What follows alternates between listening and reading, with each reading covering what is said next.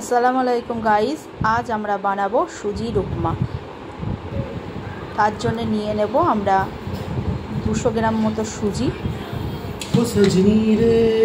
প্রথমে একটা কড়াই দিয়ে দেব গ্যাসে, সেটাকে ভালো করে গরম করে নেব। তারপরে এর জন্য যে উপকরণগুলো লাগবে, কুচানো আলু, ক্যাপসিকাম, পেঁয়াজ, টমেটো এবং কারি পাতা আর বাদামগুলোকে প্রথমে আমরা শুকনো কড়াইয়ে রোস্ট করে নিচ্ছি।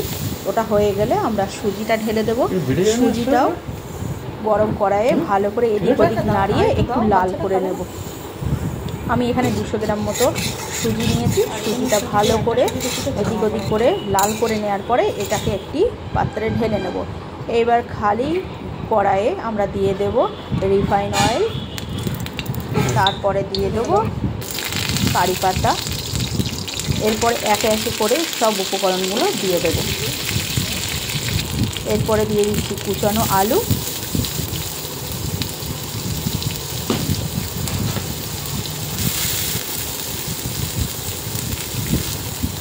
তারপরে একে একে পেঁয়াজ, ক্যাপসিকাম এগুলোকে দিয়ে ভালো করে লাল করে নেব।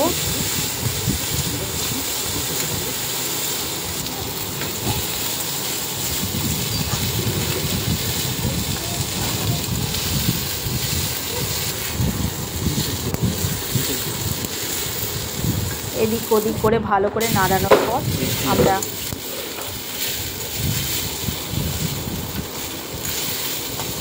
দিয়ে দেবো ক্যাপসিকামের বাদবাকি ক্যাপসিকামগুলো। আলুটা ভাজতে একটু লেট হয়, ওই জন্য ক্যাপসিকামগুলো আর পেঁয়াজগুলো একটু পরে দিচ্ছি।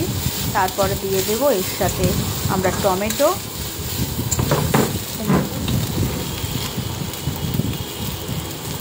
এরপরে একে একে লবণ, হলুদ, শুকনো লঙ্কা, জিরে মরিচের পাউডার এগুলোকে দিয়ে দিয়ে ভালো করে নাড়াবো। এপিট ওপিট করে নাড়িয়ে একটু ঢেকে দেবো কিছুক্ষণের জন্য।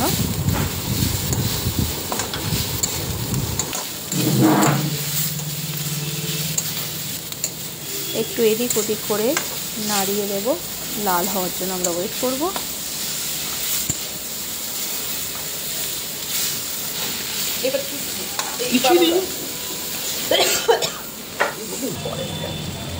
আলু আর ক্যাপসিকামটা ফ্রাই হয়ে গেলে এতে দিয়ে দেবো আগে থেকে ভেজে রাখা সুজি আর বাদামটা।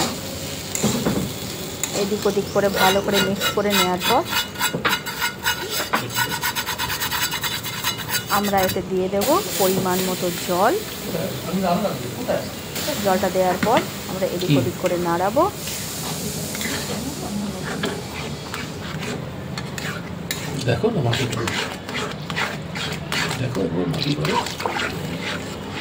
তারপর সুজিটা গলে আসলে এবং শুকনো হয়ে গেলে আমরা গ্যাসটাকে বন্ধ করে দেব।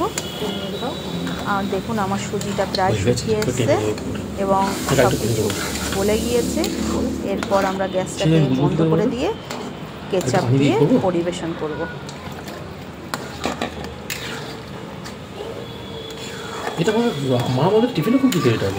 আমার আর একটু বলতে লেট হচ্ছিল বলে আর একটু সামান্য জল দিতে হলো। এরপর রেডি আমাদের সুজির উপমা।